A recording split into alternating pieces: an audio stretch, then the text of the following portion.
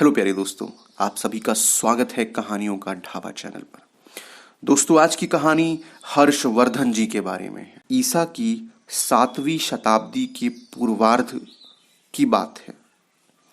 प्रयाग में बहुत बड़े दान समारोह का आयोजन किया गया था। संपूर्ण भारत से लोग दान दक्षिणा पाने के लिए एकत्र थे।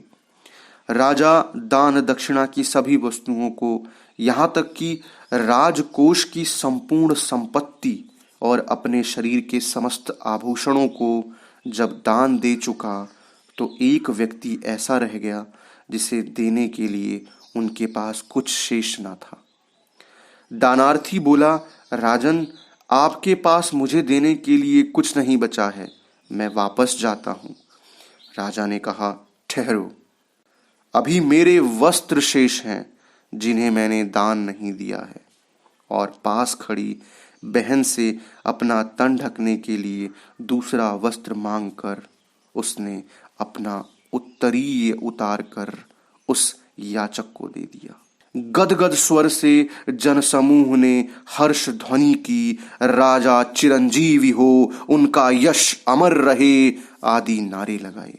जन जन को अपनी दानशीलता से मुग्ध करने वाले यह राजा कोई और नहीं, दानवीर हर्षवर्धन थे। 590 ईस्वी के ज्येष्ठ माह में रानी यशोमती के गर्भ से हर्ष का जन्म हुआ था।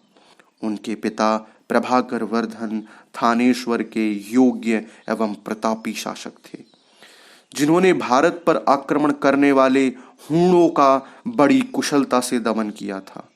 पिता की मृत्यु के पश्चात हर्षवर्धन के बड़े भाई राज्यवर्धन गद्दी पर बैठे।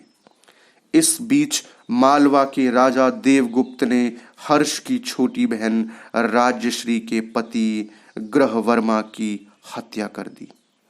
ग्रहवर्मा कन्नौज का राजा था।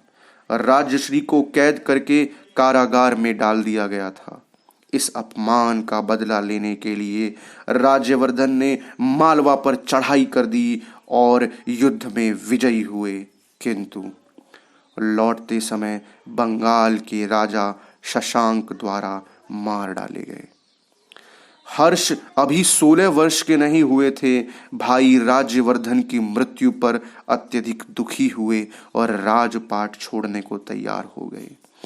इस पर मंत्रियों ने उन्हें बहुत समझाया और राजा बनने की सविनय प्रार्थना की। तब शीलादित्य उपनाम ग्रहण करके वर्ष 606 ईस्वी में वह कन्नौज के सिंहासन पर बैठे। अब तरुण हर्ष के सामने दो काम थे। एक तो अपनी बहन को ढूंढ कर लाना, दूसरे अपने भाई के हत्यारों को दंड देना। इसके लिए उन्हें अनेक कठिनाइयों का सामना करना पड़ा। वह इस गहरी स्थिति से अत्यधिक उद्विग्न हो गए थे। इसी बीच हर्ष ने पहले शशांक को परास्त किया, उसके बाद बहन राजश्री का पता लगाया, जो पति की मृत्यु से दुखी होकर जंगल में चिता में जलने जा रही थी। अपनी बहन को वे ले आए और उसे जीवन पर्यंत अपने पास रखा।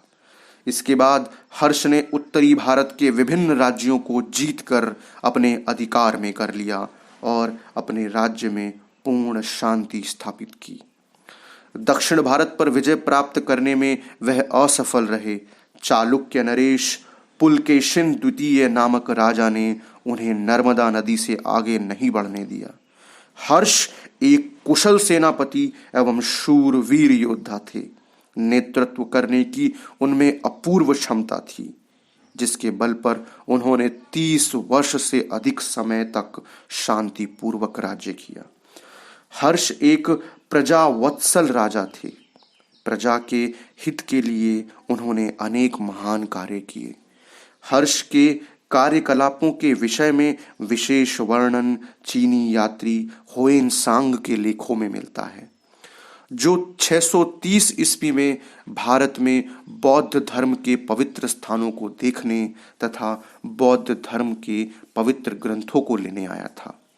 हर्ष के समय में भारत को अपने इतिहास के एक अत्यंत भव्य युग को देखने का सौभाग्य प्राप्त हुआ। हर्ष धार्मिक विषयों में उदार और विद्या प्रेमी था। प्रयाग की सभा में वह सभी वर्णों, जातियों, धर्मों और संप्रदायों के लोगों को निष्पक्ष होकर दान देते थे। बुद्ध की मूर्ति के साथ साथ सूर्य और शिव की मूर्तियों का भी सम्मान करते थे।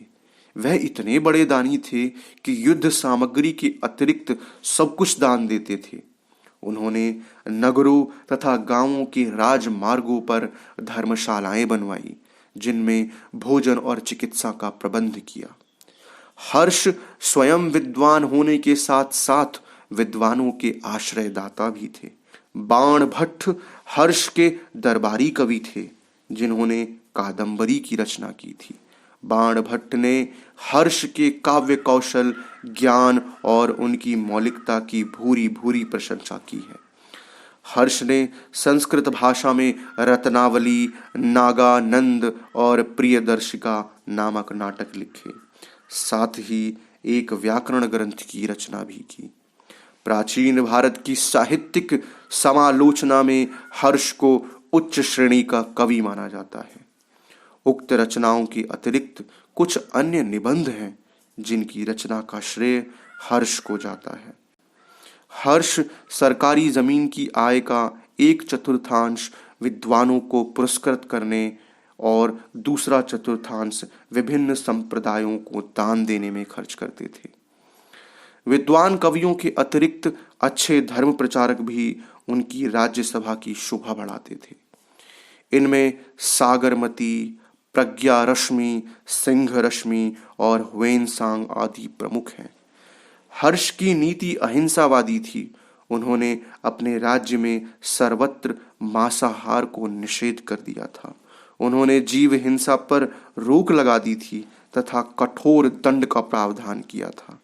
हर्ष के समय वास्तुकला, शिल्प, गृह निर्माण के अतिरिक्त विविध कलाओं में भी भारत बहुत उन्नत था। ह्वेनसांग ने उस काल के नाना प्रकार के वस्त्रों का विशेष उल्लेख किया है। नगरों में कन्नौज, प्रयाग, मथुरा, थानेश्वर, हरिद्वार, रामपुर, पीलीभीत, अयोध्या, कौशाम्बी, वाराणसी, रंगपुर आदि विशेष रूप से समृद्ध एवं विकसित थे। ये नगर स्तूपों, विहारों, मंदिरों, अतिथि भवनों, धर्मशालाओं एवं सब प्रकार के सुख सुविधाओं से पूर्ण थे।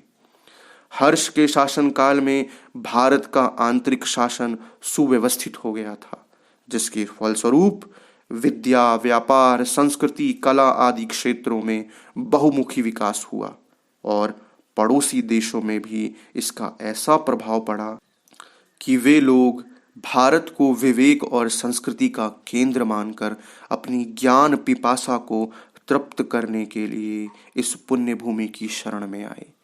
हर्ष बहुमुखी प्रतिभा और विलक्षण चरित्र के कारण एक साथ ही राजा, कवि, योद्धा, विद्वान, राजसी और साधु स्वभाव के थे।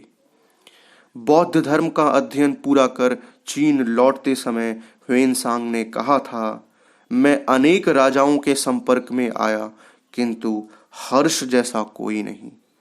मैंने अनेक देशों में भ्रमण किया है, किंतु भारत जैसा कोई देश नहीं। भारत वास्तव में महान देश है और उसकी महत्ता का मूल है उसकी जनता तथा हर्ष जैसे उसके शासक। तो प्यारे साथियों, इस कहानी में इतना ही।